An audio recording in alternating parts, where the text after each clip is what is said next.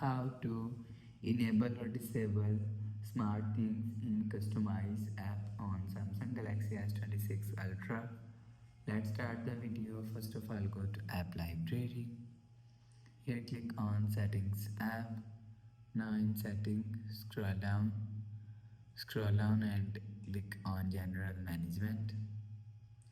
After click on general management, scroll down and click on customization service. After click on customization service, so scroll down and you will see SmartThings is here. If you want to disable SmartThings, turn off this button. After turn off this button, you will see SmartThings is disabled. If you want to enable SmartThings, turn on this button. After turn on this button, you will see SmartThings is enabled. You will enable or disable SmartThings from here. After the process, go back to home screen. So that's how you can enable or disable SmartThings in customized apps on Samsung Galaxy S26 Ultra.